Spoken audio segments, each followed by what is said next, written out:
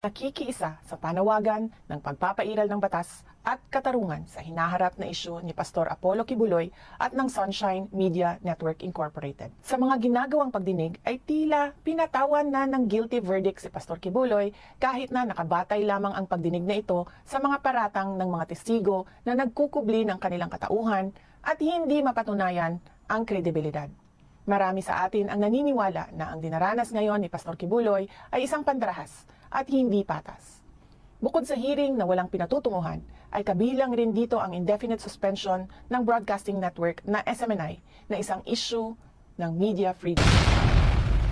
No comments, I think comprehensive na yung statement ni Congressman Paulo Duterte about me and the West Philippines. Sir, statement po sa patuloy na pang-aharas ng China sa atin. No comment. After the US, Israel, Japan, and the Philippines.